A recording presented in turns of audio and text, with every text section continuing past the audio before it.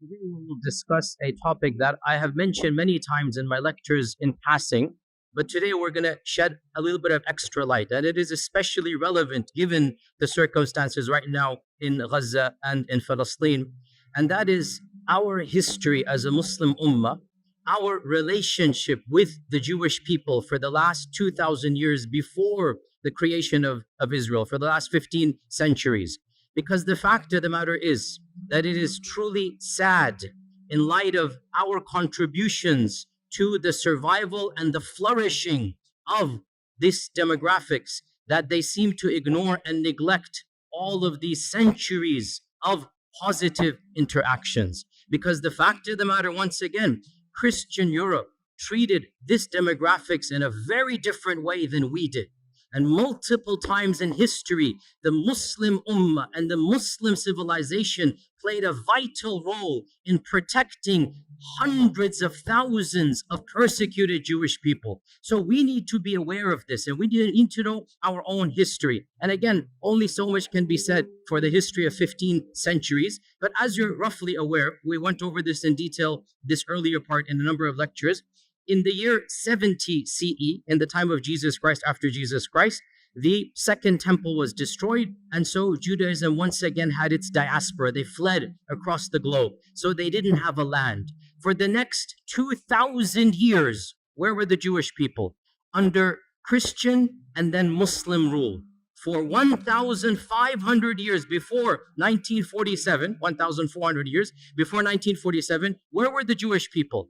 Either in Christian lands or in Muslim lands. Okay, what is the difference between how the Jewish people were treated in Christian lands versus how they were treated in Muslim lands? This is the summary we're going to be discussing today. And of course, the goal is to pique your curiosity. The goal is to start you on the journey. Obviously, in 15, 20 minutes, only so much we can do. We need to understand Christianity from its inception has been extremely intolerant of the Jewish people. Why? Because according to their theology, what did the Jewish people do to their own God, to the Son of God? Well, according to their theology, what did they do? They murdered the Son of God. So from the beginning, there's a term that is found in Christian literature. I'm not inventing this term. It's called Christ killers. This is what they called the Jewish people, Christ killers. And that is why, generally speaking, in ancient Christianity, medieval Christianity, Jewish people were not treated as equal citizens. They didn't have the right to own property in most of European history. They were forced to live in special areas. The ancient term for this in Venice, the Venetian term, is still used in English. Guess what that term is? Ghetto. That term ghetto, where does it come from? Now we use ghetto to mean what? A very poor, very impoverished part of the city. Well, it was called ghetto for the first time in Venice in the 1200s from a Venetian term to mean low class. It's literally a term that was used for Jewish people. The term ghetto in English comes from them having to live in a separate place of the city.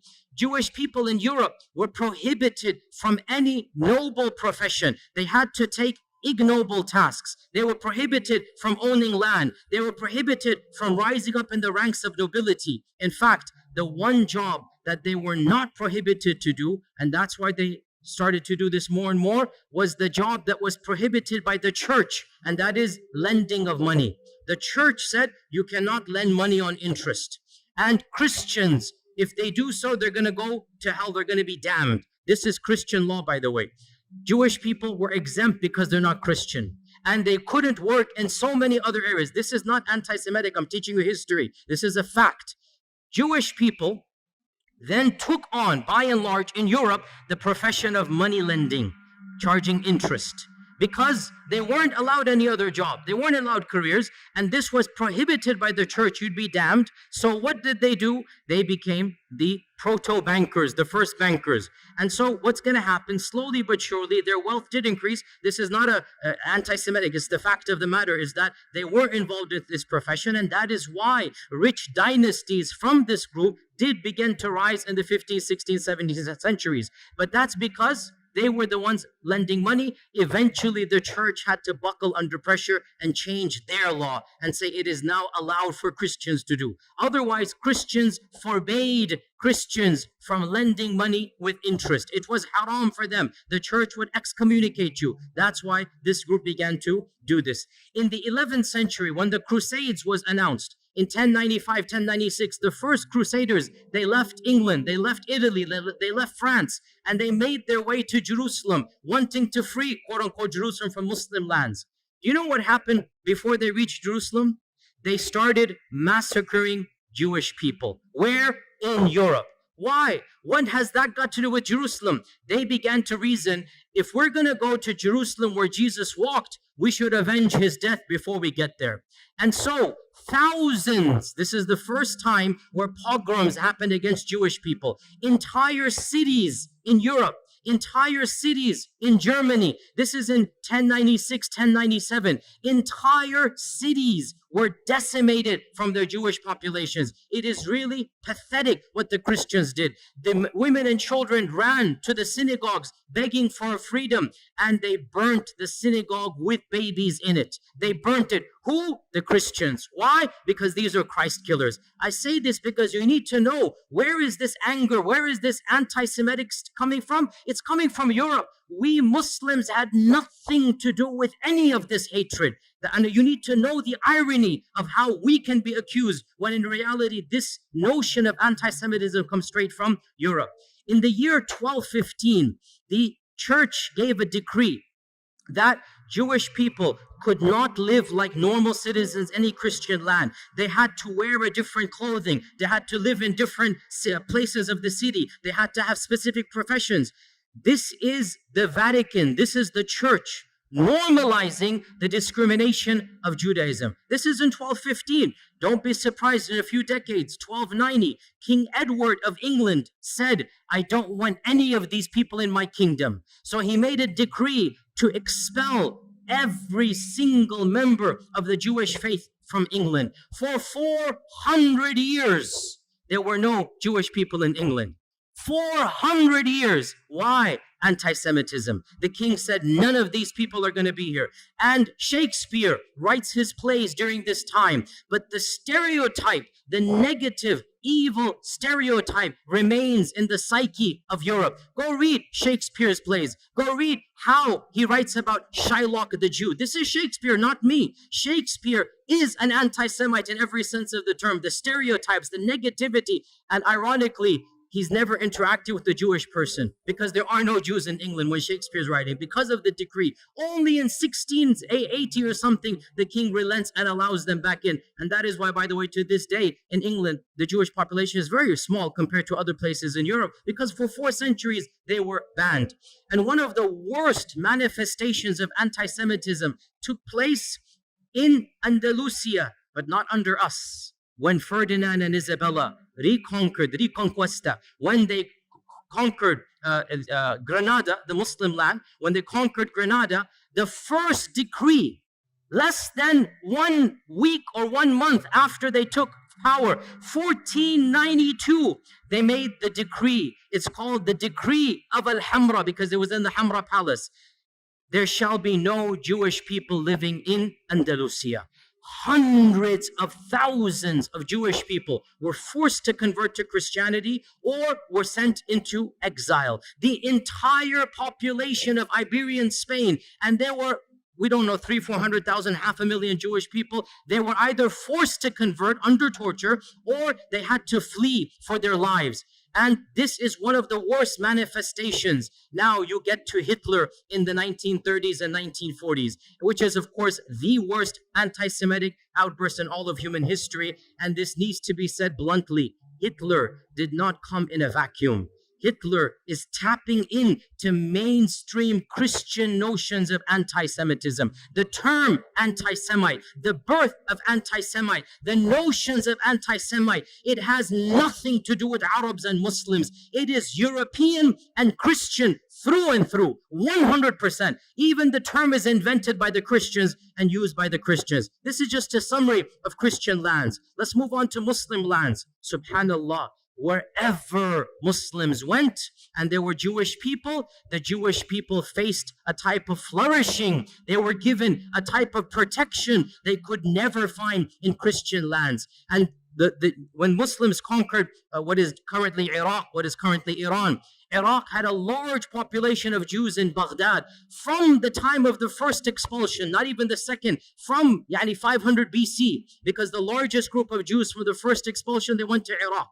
So Muslims found large groups of Jews in Iraq. In Iran, Isfahan, hundreds of thousands of Jewish people, again from the first and second expulsion. And the Muslims came and found them, and they gave them protection under the Treaty of Umar ibn al-Khattab. Jerusalem, when Umar ibn al-Khattab marched into Jerusalem, guess how many Jewish people were there?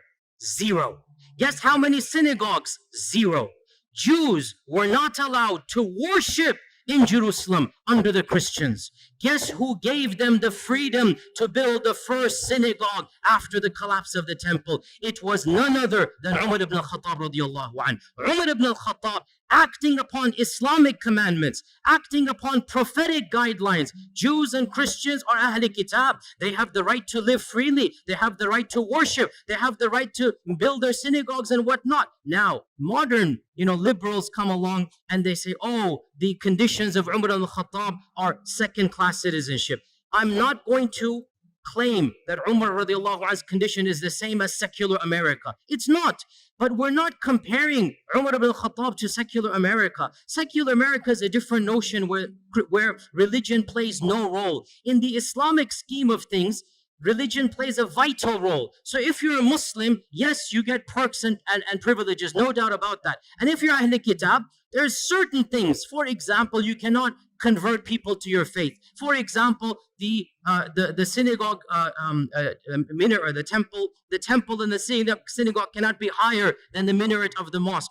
I agree, these are conditions, but we're not comparing Umar ibn al-Khattab to modern liberalism. We're comparing Umar ibn al-Khattab to the rest of the world. The fact of the matter, never once in all of Islamic history was there a policy to kill all Jews. Was there a policy to persecute all Jews? Was there a policy to expel all Jews? So Umar ibn al-Khattab radiallahu anh allowed the Jewish people to come back into Jerusalem. This is the first time they could come back and build the first synagogue under the Khulafa al-Rashidun. And the rest, as they say, is history. That in Baghdad, when the Abbasids made their Baytul Hikmah, the famous house of wisdom, they hired the most competent translators regardless of their background. And because Muslim people weren't studying ancient Greek and whatnot, some of the best translators were from a Jewish background because they're the ones studying ancient Greek, ancient Latin. And so Baytul Hikmah hired the top Jewish minds to be in charge of the House of Wisdom.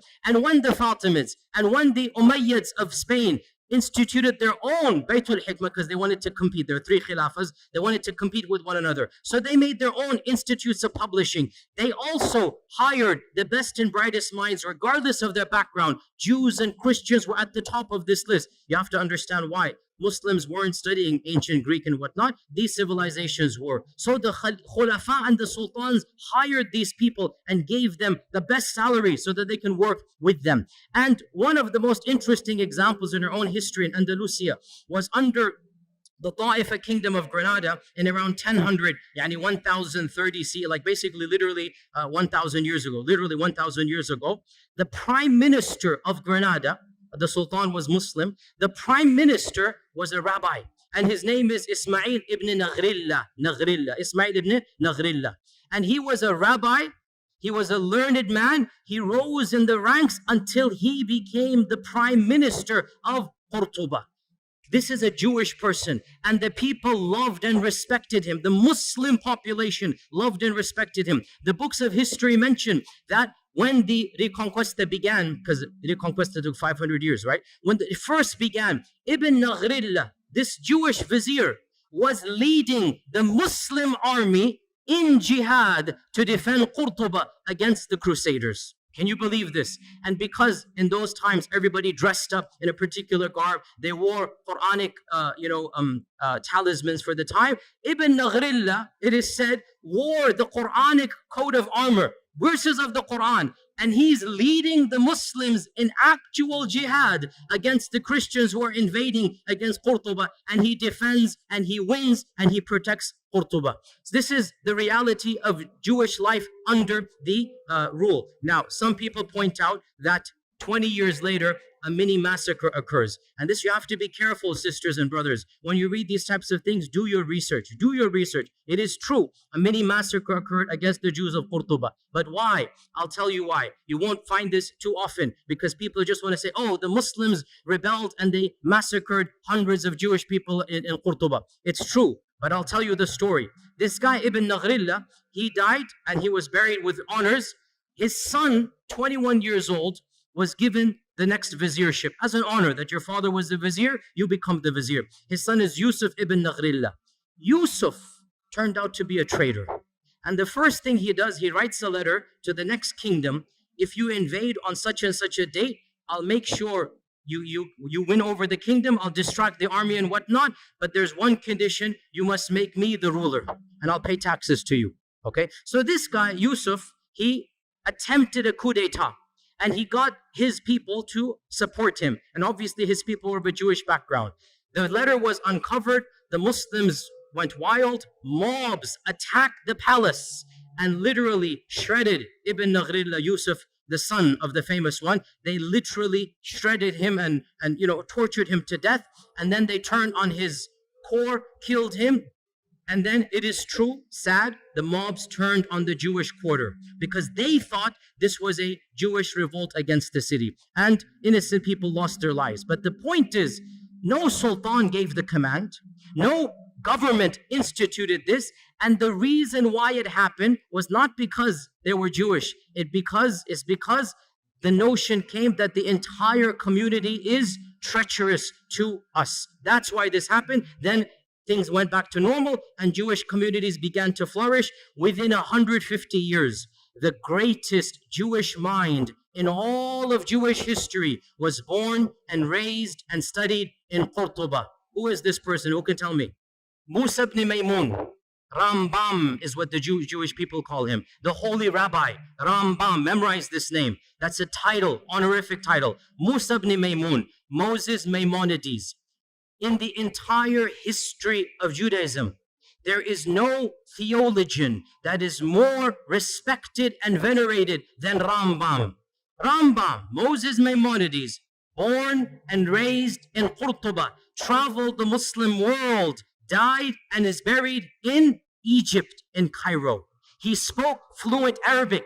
He went through the madrasa systems. In those days, if you wanted to study, you went to the madrasa, right? And the madrasa is religious. So you study the sciences along with Qur'an and Tafsir and Hadith and Fiqh. So Musa ibn Maymun, as a Jewish student, was not just given the freedom, he excelled in his studies. And his biographers mentioned this. I'm not making this up. Read his modern day biography. He lived like a Muslim, prayed like a Muslim, recited Qur'an like a Muslim. Nobody forced him. It was free. Andalusia, you could be who you are. But he was in such awe of Islam that some people say he secretly converted for a few years. Allahu A'lam. But he lived like a Muslim in the dorms. And there was no pressure because in Andalusia, there was a type of religious freedom that was not found anywhere in Europe. You could be a Christian, you could be a Jew, you could be a Zoroastrian, you could be a Muslim, and everybody lived freely in Andalusia. But Rambam decided to act like and memorize the Quran like a Muslim. Eventually, he goes back to his rabbi, a profession, and he begins writing. Now, this deserves an entire lecture. I don't have time to get into there, but it is one of my areas that I love to read about because intellectual history is my area. Moses Maimonides, listen, I'll just summarize it. He took Islamic concepts and he Judaicized them. Mainstream Judaism is influenced by Moses Maimonides, and Moses Maimonides is influenced by Islamic thought. Now, this is not a conspiracy. Again, look this up. In fact, there's an entire entry in the Stanford Encyclopedia. I just saw this today to make sure that I can reference to you. The Stanford Encyclopedia Online, which is one of the most largest online encyclopedias. The Stanford Encyclopedia of Intellectual Thought has an entire article, The Islamic Influences on Moses Maimonides. And of them, his proofs for the existence of God, his concept of God is coming straight out of Al-Farabi al-Kindi. His notion of prophethood and what is prophethood, his notion of even theology. Pause here, footnote. This sounds strange, I know, but Judaism, by and large, did not concentrate, did not care about belief. Judaism cared about what? What? Law. Judaism cared about how you act. It had almost nothing to do with Aqidah. That's why they don't have any book on Aqidah. The first book of Jewish theology, who wrote it? Rambam. The first book. And you read this book, and you are reading Al-Farabi, Al-Kindi. You are reading Islamic Mu'tazili thought. His conception of God, of the attributes, of Qadar, his conception of prophethood, it is coming straight out of his madrasa training. And this is now mainstream Jewish belief. I'm not making this up. This is well known. Mainstream Jewish theology is coming straight out of Andalusian madrasa. He just changed it, made it a little bit. And he wrote a creed. To this day, the righteous or the observant Jewish people, the first thing they do when they wake up, they read Moses Maimonides' one-page creed. And it begins, Ana mu'minu, I believe in, just like Aqidah Tahawiyah, just like other Aqidas, it literally begins, I believe in, and there's 13 points. I believe in God, there is one, la sharika la type of stuff, literally coming out of Islamic thought. He has no partner, cannot be described in this and that, literally goes through, and it goes all the way, and I believe in resurrection, I believe in the Messiah that's going to come, one of the 13 points, I believe in the Messiah. So this is coming from Musa ibn Maymun. By the way, one interesting thing about Rambam, wallahi, so ironic. He became the best physician of his time because he mastered Ibn Sina. So he read Ibn Sina, he mastered Ibn Sina, now he's the best physician. He works his way up. Guess who he becomes the personal doctor to? None other than Salah ad-Din al-Ayyubi. Salah ad-Din al-Ayyubi takes him as his personal court doctor. For a period of time, he travels with Salah ad-Din. He is the primary doctor of Salah ad-Din Ayyubi. Nobody can accuse our religion of anti-Semitism. Nobody can accuse our sultans, our khulafa, of hating people because of their different faith. It didn't happen that way. If you were talented, you were the best doctor, and it's so ironic. Salah ad-Din is conquering Jerusalem, and Rambam is his main doctor. Subhanallah. How can we not remind our Jewish brethren of this reality? Look at from where to where. Look at the past and now look at how that has flipped. Eventually, he went to Egypt. He lived in Egypt. By the way, he wrote most of his writings in which language? Arabic. The chief rabbi of Judaism is writing his books in Arabic. This is well known. You can see them and look at them online. And he has a book called The Guide of the Perplexed. And there are a number of papers about this, that this is coming straight out of Al-Ghazali's Al-Munqidh min al-Dalal. Literally, Imam Al-Ghazali wrote Al-Munqidh min al-Dalal, and there is a book that he wrote for his people, The Guide for the Perplexed. And it has the same motifs, the same notion. Again, it's not copy-paste, because in the end of the day, he's an intellectual thinker, but he takes ideas, he takes notions from Islam, and he Judaizes them, which is what we expect to do. But where is the origin? What's the kernel? From our faith tradition. It is true to say that never in the last 2,000 years before the creation of this country has the Jewish people flourished as they did under Muslim Spain, under Islamic Andalusia, their greatest minds, their largest synagogues. You can visit their synagogues to this day in Qurtuba, in Granada. They still have their synagogues that were built not under the Christians, under the Muslims. Where? Now in 1492, Ferdinand Isabella come, the first decree, all Jewish people will leave or convert or die, be killed. Where did these 500,000 Jewish people go? The Sultan Muhammad II gave a decree. Anybody who flees from Andalusia shall be welcomed in our lands anywhere you are. And he said, Any vizier, any governor, any businessman who impedes their settling, who stops them to settle in any city, shall be punished by the Sultan himself. Sultan Mehmed II welcomed hundreds of thousands of Jewish people in 1492 with open arms. He literally saved them from execution or forced conversion. And he was angry at Ferdinand and Isabella, and he goes, this is not a good policy. But he thanked them. He goes, but you are giving us your good minds, your good workers. Don't worry, we will take them. Because of this, sisters and brothers, where did they go? They ended up in Morocco, in Tunisia. They ended up in Egypt.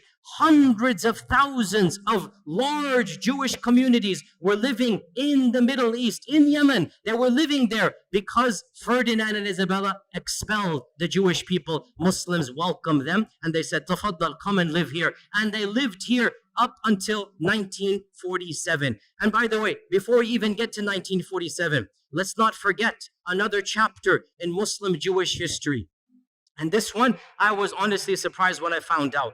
Under Nazi rule, when you're all aware what Hitler did, he made a policy. All the people of that background shall be exterminated. The most inhumane, barbaric policy in the entire history against the Jewish people was Hitler. He literally exterminated them by, gas chambers and whatnot.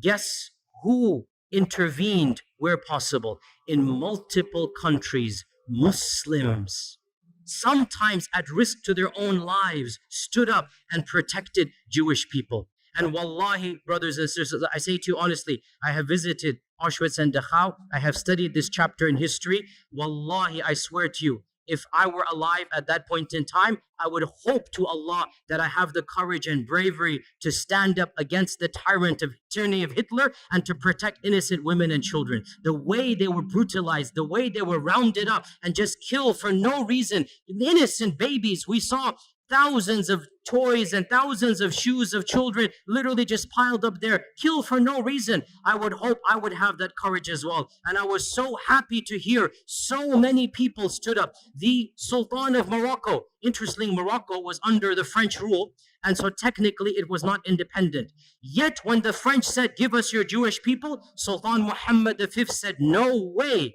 These people are our brethren. They have lived with us for centuries. They shall not be handed over. So Sultan Muhammad refused to obey the Nazi policies under the French rule of the Nazis. Tunisia as well refused. The Ottomans refused. In Bosnia, the Muslims refused. And perhaps the most brave act of courage, because it wasn't a government, it was brave.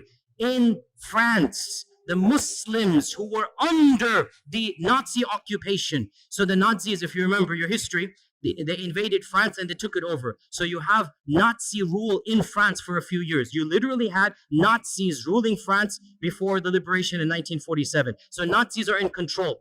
Muslims were allowed to live as second-class citizens. The Imam of the Masjid, Abul Qadir, the Imam of the Masjid, the Grand Mosque of Paris, I visited it. It's a very beautiful masjid built in the 1930s. It's still standing to this day. It's a beautiful, iconic masjid in Europe. The Imam of the Masjid gave a secret talk to the Muslims, and he encouraged the Muslims, if you know any Jewish friends of yours, bring them in. We will protect them in our mosque. The basement of the masjid became a home for the Jews under Nazi rule in France. And this was engineered by the Imam, the Sheikh. And some people didn't have space. He forged Islamic documents and told them to dress like Muslims. And it is said he saved over 1,000 people by this policy. 1,000 Jewish people in France were saved by the Muslim community who literally banded together. They didn't tell any secrets. There were families in the basement of the masjid, and those that didn't have space, the Imam personally forged IDs that these are Muslims. Because in the end of the day, what do the Nazis know? They look different, they talk different, they dress different. Khalas, they pretend to be Muslims. This is what you call Islamic rule. This is what is akhlaq of the Muslim. When this tyrant comes, you're not going to allow him to do this. You will protect them. And so it is truly sad that all of this history has been completely forgotten. What happened? Obviously, you're aware, in 1947, it is estimated There were around less than 1 million Jewish people living in Arab and Muslim lands, less than 1 million, maybe 900,000. That's a huge number, by the way, especially after World War II. After World War II, you had more Jewish people across the Middle East and Arab lands than anywhere in Europe, right? So almost 1 million living in Yemen, in Cairo, in Iran, in Morocco. These are all people of Jewish background. What happens in 1947? The country of Israel is formed,